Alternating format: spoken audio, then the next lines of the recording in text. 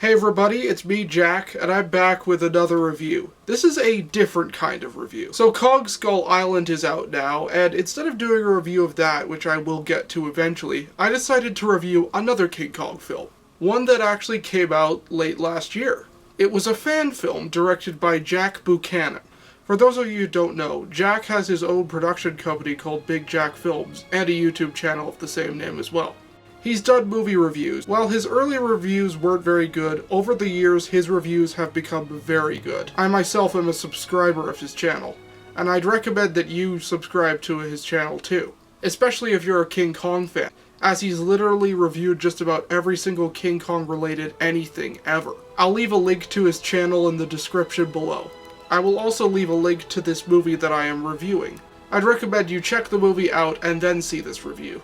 Anyway, a little backstory. Jack was a big fan of King Kong, like I am, and eventually he decided to make his own King Kong fan film. It started production in 2011, and was originally going to be released in March of 2013 to celebrate the 80th anniversary of the original King Kong. But unfortunately, due to several production problems, the project was pushed to a release date in December of 2016. To celebrate the 40th anniversary of the 1976 King Kong, which is not only his favorite King Kong film, but actually his favorite film of all time. I saw this whole movie the day it was posted.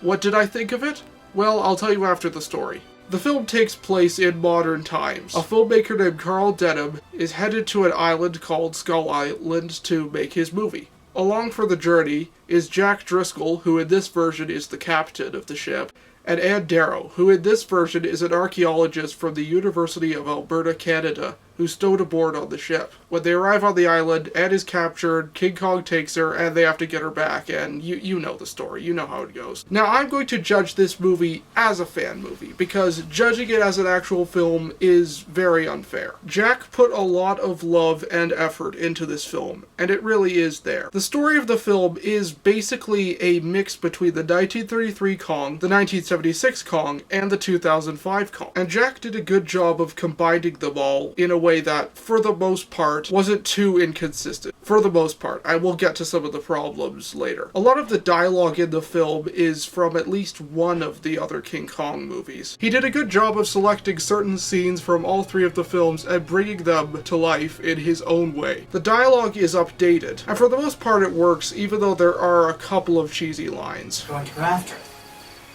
Nothing makes a monkey out of me.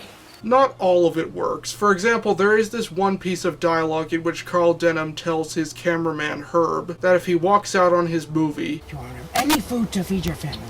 Not your wife, not your kids. Now, this line feels like it really belonged in the 1933 Kong, even though it wasn't in it. Part of it is simply because it's modern day. The Great Depression is over. It would have made sense if this was set back in the 1930s, as jobs were incredibly hard to find during that time, but today, finding a job is a lot easier. But still, for the most part, the film is pretty well told. Another moment that I like is when Carl Denham tries to call the girl who he originally wanted to be in his movie, who's named Dwan, which is the same name as the Ann Darrow character from the 76 Kong. That reminds me, I gotta call Dwan.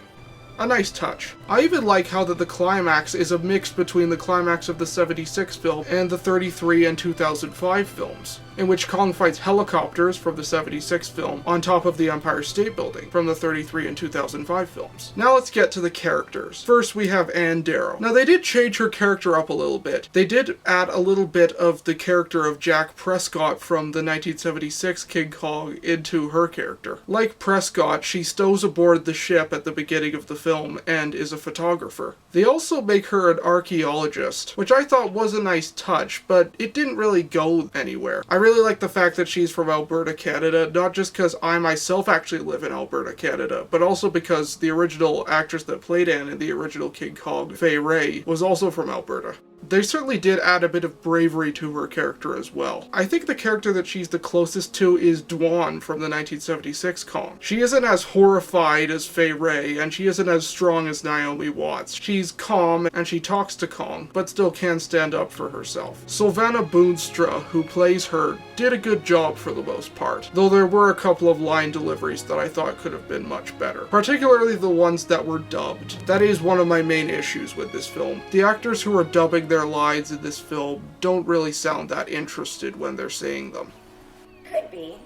The only difference is that the pyramids were repaired 6 months ago. Thankfully, there aren't that many lines that are like that. We also have Brett Charles as Jack Driscoll. In this version, they made Jack Driscoll the captain. This version of the character is a little bit of a mix-up. He can be very tough and strong like the 1933 version, but he could also be very calm and nice, like the 2005 version. Brett Charles does a pretty good job delivering his lines.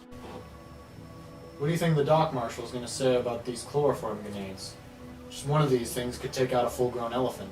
With the exception of the scenes where he gets angry. He does this very gruff voice, and it's rather corny.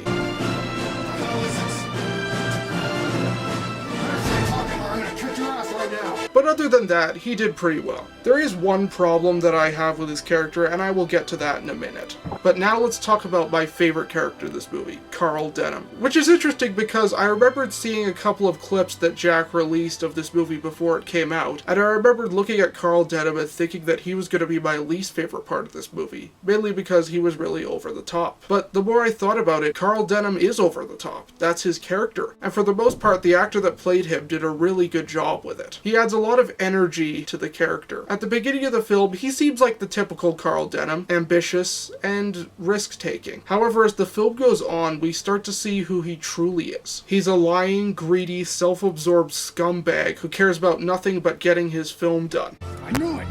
I knew it all along. You don't want to save Anne, you just want to risk everyone's neck for a stupid movie. I bet you knew about the whole time, didn't you? You used all of us! Then he decides to capture Kong. And okay, the other Carl Denham decided to do that as well, and he wasn't the worst. But no. When this Denham presents Kong, he tries to get Kong to roar in order to impress the crowd. But Kong doesn't. So he has his men torture Kong in order to have him roar in pain.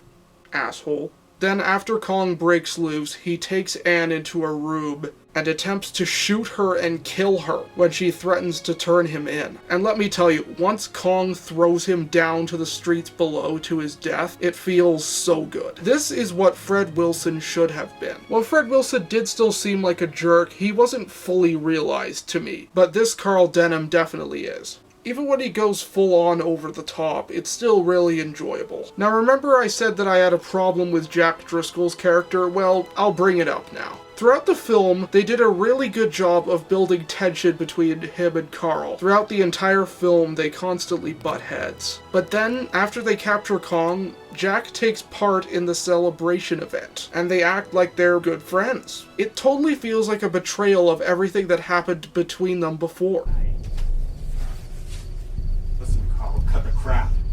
We're trying to save Anne here, not make a goddamn movie. Jack. You get to save the day and get the girl, and I get my third act. Everybody wins.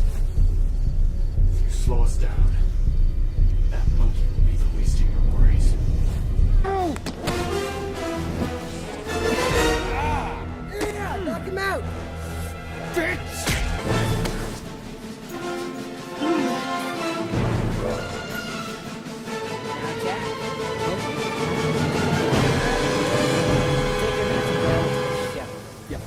You son of a bitch, Denham! Mad Denham. No chains are ever gonna hold that thing.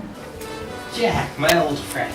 The Jack that I saw before would not support this madman. If anything, he should have arrived with Anne to protect Kong. They did such a good job of building conflict between these guys, but it doesn't pay off. Now, before I also mentioned that the whole idea of combining the three Kong films together worked for the most part, while there were some parts where it didn't work. And the part where it failed the most was probably with the character of Bob Grodin. Now, Bob Grodin is pretty much the Fred Wilson character of this movie. He even shares the same last name as his actor, Charles Grodin. This truly feels shoehorned in, just to pay homage to the 76 Kong, which I understand because it is Jack's favorite Kong, but he really should have just picked one bad guy character to go with. This whole subplot about Bob trying to get the oil and then deciding to capture Kong for his commercials could totally have been cut. It literally connects nothing to the overall story. Heck, it's even rather inconsistent. For example, there's a scene just like in the 76 Kong in which his partner tells him that the oil on the island will not be good for millions of years. Then he thinks of the idea of maybe capturing Kong for his commercials. Then Carl Denham comes and lies to them saying that Jack Driscoll and Ann Darrow were both killed. Then Bob and the other sailors think, well, let's just leave then. Then suddenly Carl Denham says, Wait a minute. What about Carl? and Bob is like, Yeah, what about him? but what? Did you just forget about what you were talking about just a couple minutes ago? It really felt like he wanted to reenact both of the scenes from the movies of coming up with the idea to capture Kong, but they really just feel inconsistent. So the two make a deal that if Bob and his men help Carl capture Kong, they get to sponsor his show. But here's the thing, after they capture Kong, Bob disappears. He doesn't take part in the celebration event at the end, and there's no payoff for his character. So really, what was the point of having him at all? You could literally cut out just about every single scene with him in this movie, and nothing would be different. In fact, he should have been the one with Carl during the presentation of Kong, not Jack. Also, I must say that the actor that plays him does this really annoying accent that kind of goes on and off. Well then, count me and my men in.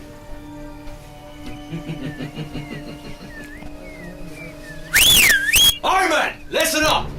Horse make monkey traps and be rich, man! Now let's talk about the special effects of this movie. Now, this is a fan film, so the special effects obviously aren't going to be of the highest quality, which is understandable. However, there are still some that I find to be especially corny, particularly the stuffed animals. While these are only really used in 2 sequences, they are still pretty cringy. The first is Kong's fight with the snake, which is literally him fighting with a stuffed snake, and the second is his fight with a pterodactyl, which is by far the worst because not only is it a stuffy, but it's a cute stuffy with a happy face on it, which is even more corny. However, now I'm going to talk about the effects in this film that I do like. Kong, for example. Yeah, I actually like the Kong of this movie. While it is a guy in a suit, dare I say it, actually like it a bit better than the one in the 1976 Kong. I know that sounds crazy because that was a big budget film and this is a low budget fan film, but I honestly found this Kong much more sympathetic and much less cheesy. And I think part of it is because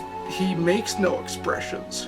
With the 1976 Kong, he constantly did that incredibly corny and cheesy smile, but with this Kong, he never makes any expressions. You could never visually see how he's feeling, but you could still tell due to the performance, as well as the great sound effects. And the best special effects in this movie are without a doubt the stop motion. A lot of effort and craftsmanship went into making them. I also really must congratulate Jack for the amount of action scenes that he managed to pull off. He decided to incorporate many of the major action scenes from all of the films. Everything from the Stegosaurus sequence, the Brontosaurus stampede, the swamp sequence. We also have other scenes like the T-Rex fight. Even some scenes that weren't in the other Kong films, like a scene in which they're chased by a Triceratops.